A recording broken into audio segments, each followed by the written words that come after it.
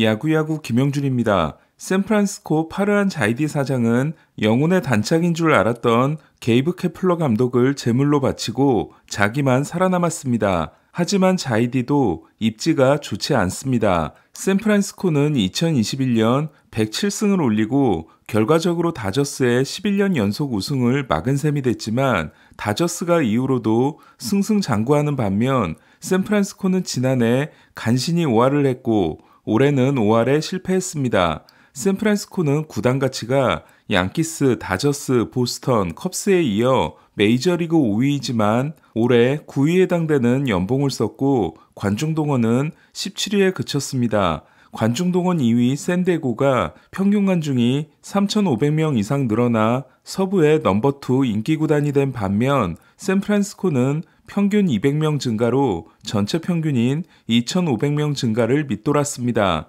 샌프란시스코의 치명적인 약점은 스타가 없다는 겁니다. 샌프란시스코가 심취한 플래툰 시스템은 스타의 탄생을 막게 됩니다. 샌프란시스코는 올해 23개를 친 윌머 플로레스가 팀 최다 홈런 선수였고 글라스볼로 영입한 선수들은 대부분 망해버렸습니다. 샌프란시스코는 지난 2년 동안 오프시즌에서 3억 2천만 달러를 썼지만 임팩트 있는 계약은 없었습니다.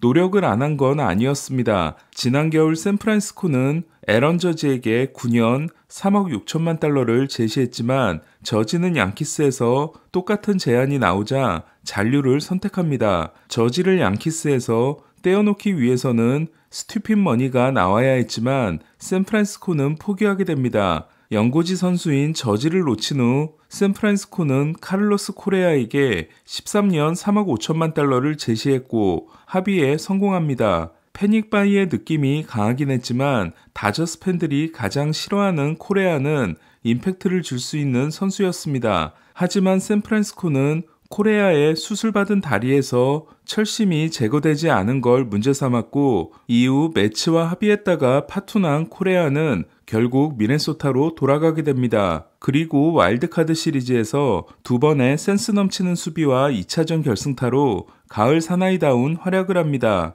그래서 스타가 필요한 샌프란시스코는 이번 겨울에는 뭔가 보여주겠다는 각오입니다. 자이디 사장은 최근 인터뷰에서 오프시즌 가장 큰 인터내셔널 타깃인 야마모토와 이정우에 대한 진행을 계속하고 있다고 했습니다. 이는 두 선수의 포스팅에 뛰어들 준비를 하고 있다는 의미입니다. 피더슨에게 준 퀄리파잉 오퍼와 해니거, 콤포토 계약이 망한 샌프란시스코는 외야 공격력이 메이저리그 25위에 그쳤습니다. 반면 다저스는 벨린저를 잡지 않고도 애틀란타, 휴스턴, 컵스에 이어 4위에 올랐습니다.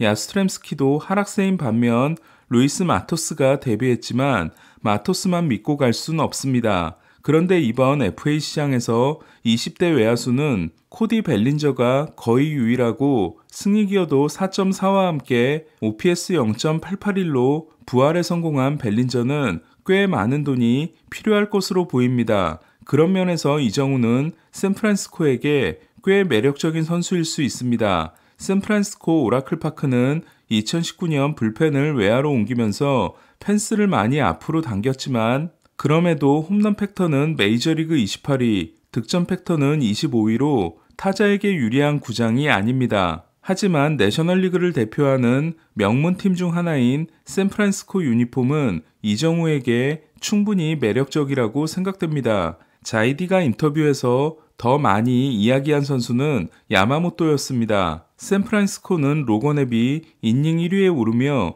에이스의 역할을 해냈지만 나머지 선수들의 부상과 부진으로 인해 오프너를 가장 많이 쓴 팀이 됐습니다. 오프너 전략은 처음에는 잘 되는 것 같았지만 시즌 중반부터는 전혀 통하지 않았습니다. 자이디는 야마모토에 대해 세계 최고의 선발 투수 중 한 명이며 운동 능력, 스터프, 커맨드가 엄청난 조화를 이루고 있다고 했습니다. 모든 구종이 다 플러스인데 그 구종들을 모두 제거할 수 있는 투수는 요즘 시대에는 찾기 힘들다며 긍정적인 부분이 너무 많다고 했습니다. 문제는 야마모토의 적극적인 팀이 캐시먼 단장이 직접 보고 온 양키스와 호이어 사장이 역시 보고 온 컵스를 비롯해 매츠, 다저스, 보스턴, 텍사스, 세인트루이스, 애리조나, 디트로이트 등 적극적으로 움직이는 팀이 이미 10팀이 넘어섰다는 겁니다. 이에 현지에서는 제가 했던 예상대로 2억 달러 돌파 이야기가 나오고 있습니다. 사실 샌프란시스코는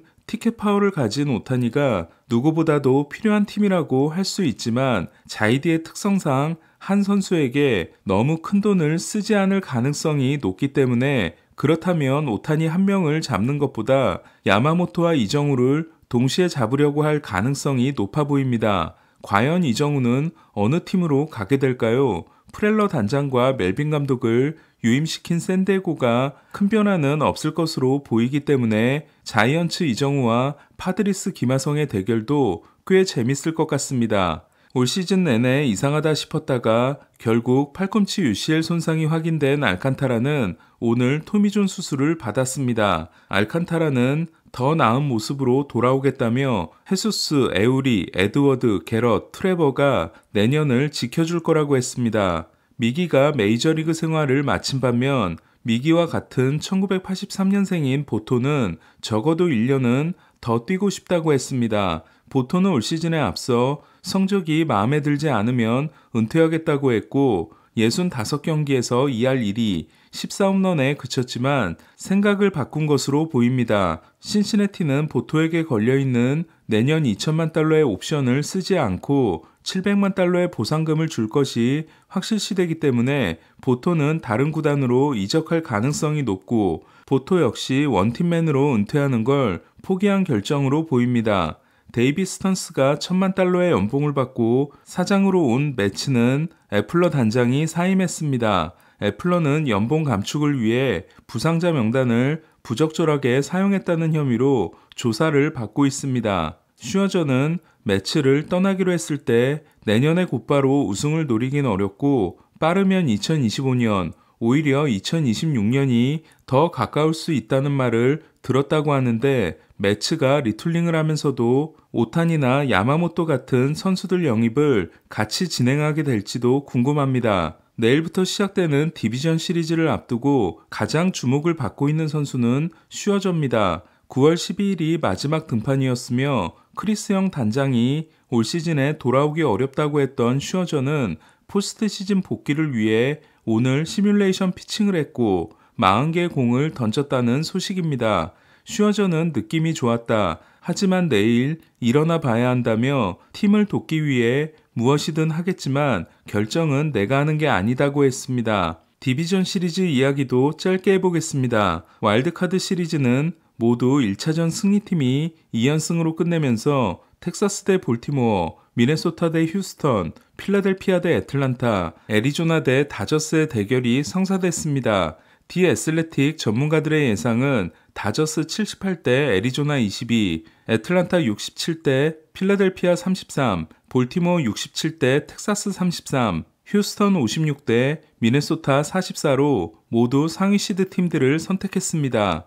디 애슬레틱은 와일드카드 시리즈 때도 모두 정배를 골랐다가 한 시리즈만 마친 바 있습니다. 제가 적중률이 꽤 높다고 생각하고 있는 최세결 기자의 예상은 볼티모어, 휴스턴, 필라델피아, 다저스로 디 애슬레틱 예상과 비교하면 필라델피아의 승리만 다릅니다. 와일드카드 시리즈 때 웬일로 3개를 맞춘 저의 예상은 오늘 오후 4시 라이브를 통해 공개하도록 하겠습니다. 최세결 기자와는 하나가 다릅니다. 내일 열리는 1차전에서 볼티모어는 브래디쉬를 선발로 내고 텍사스는 더닝 대신 히니를 냅니다. 텍사스는 2차전 몽고메리, 3차전 이볼디가 등판할 전망입니다. 로페스와 그레이가 2, 3차전에 등판하는 미네소타는 1차전 선발로 조 라이언 대신 베일리 오버를 선택했습니다. 휴스턴은 프람버 발데스가 아닌 벌랜더를 1차전에 내므로써 두 팀 모두 흥미로운 선택을 했습니다. 역시 윌러와 놀라가 2, 3차전에 등판하는 필라델피아는 1차전 투수로 레인저 수아레스를 선택했습니다. 반면 애틀란타는 스트라이더가 1차전, 프리드가 2차전에 등판합니다. 다저스는 바비 밀러 대신 커쇼를 1차전에 올리고 애리조나는 아직 선발을 예고하지 않았지만 1차전 켈리, 2차전 갤런이 유력합니다. 내셔널리그는 아메리칸 리그와 달리 1차전 후 휴식일이 하루 더 있기 때문에 선발을 3명만 쓰는 게 가능하고 애리조나는 와일드카드 시리즈를 2차전에서 끝내 켈리와 갤런을 4경기에 쓸 수 있습니다. 오늘 소식은 여기까지입니다. 그럼 저는 오후 4시 라이브에서 뵙겠습니다.